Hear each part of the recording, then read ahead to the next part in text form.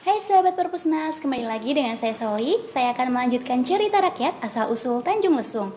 Masih penasaran kan apakah benar keyakinan Raden Budok bahwa di seberang sungai adalah tempat tinggal gadis pujaannya yang selama ini dia cari? Yuk kita simak kelanjutannya. Dasar Caah. Gerutu Raden Budok tak sabar menunggu banjir surut. Tempat ini sampai sekarang terkenal dengan nama Kali Caah. Di kampung itu tinggallah seorang janda bernama Nyi Siti yang memiliki seorang anak gadis yang sangat cantik, Sri Pohaci namanya. Setiap hari Sri Pohaci membantu ibunya menumbuk padi menggunakan lesung. Lesung yang dipukul-pukulkannya itu menimbulkan suara yang sangat merdu dan indah. Oleh sebab itu, setiap kali selesai menumbuk padi, Sri Pohaci tidak segera berhenti, tapi terus memukul-mukul lesung itu hingga terangkatlah nada yang merdu dan enak didengar. Mulai dari sinilah akhirnya banyak gadis kampung yang berdatangan ke rumah Nyi Siti untuk ikut memukul lesung bersama Sri Pohaci. Kebiasaan memukul lesung akhirnya menjadi tradisi kampung itu. Sri Pohaci merasa gembira dapat menghimpun gadis-gadis kampung bermain lesung. Permainan ini oleh Sri Pohaci diberi nama Ngagendre atau Ngagondang, yang kemudian dijadikan acara rutin setiap akan menanam padi.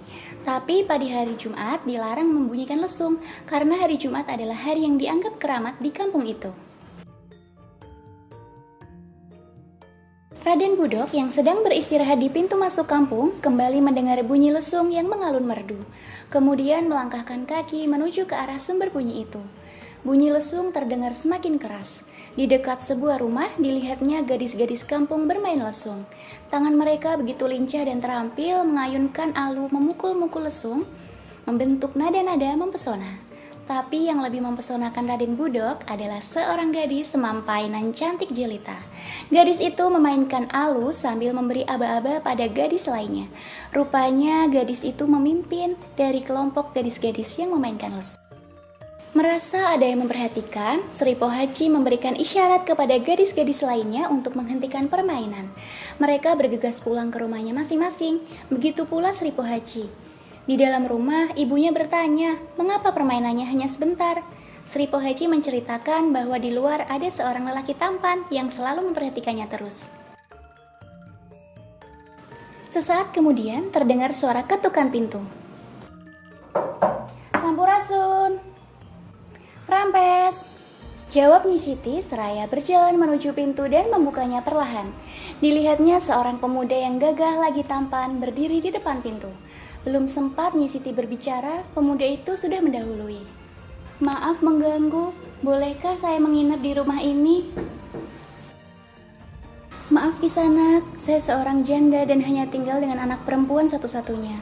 Saya tidak berani menerima tamu laki-laki, apalagi sampai menginap. Jawab Nyi Siti dengan tegas dan segera menutup pintu. Hari mulai gelap, Raden Budok yang merasa kesal atas kejadian yang baru saja dialaminya berjalan menuju balai-balai bambu di dekat rumah Nyi Siti. Dia merebahkan tubuhnya dan sesaat tertidur dengan pulasnya.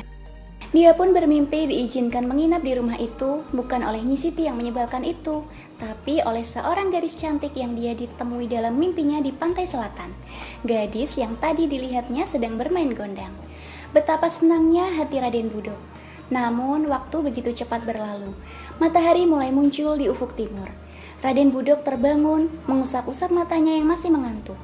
Hidungnya mencium wangi kopi yang menyegarkan.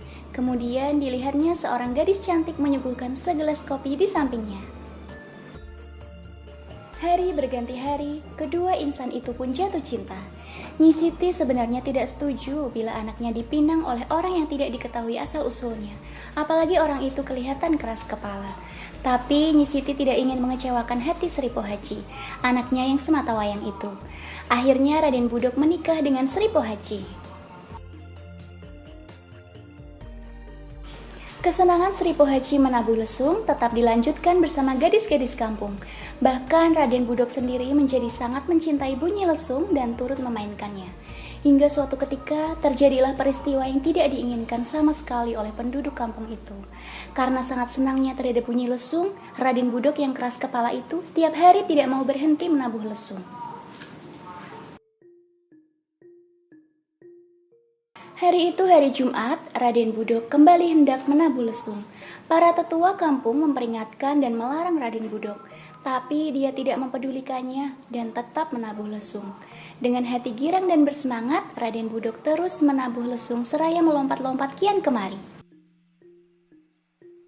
Lihat, ada lutung memukul lesung. Kampung berteriak-teriak melihat seekor lutung sedang memukul-mukul lesung. Raden Budok terperanjat mendengar teriakan-teriakan itu. Dia melihat ke sekujur tubuhnya.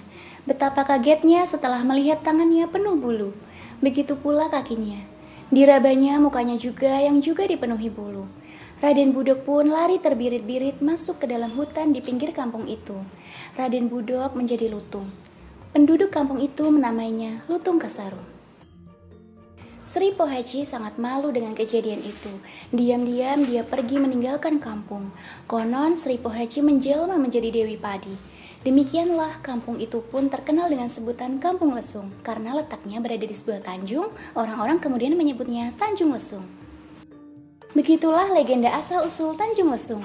Gimana, seru bukan? Dan ada pesan moralnya juga.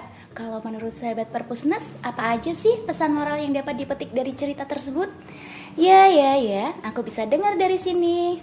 Kalau menurut aku, pesan moralnya kita harus mematuhi adat istiadat yang berlaku.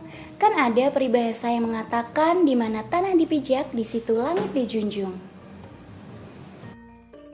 Baik sahabat Perpusnas, sekian video cerita rakyat asal-usul Tanjung Lesung. Sekarang kalian sudah tahu kan dari mana asal nama Tanjung Lesung? Thank you for watching. Don't forget to like, comment, and subscribe. See you next time sahabat Perpusnas.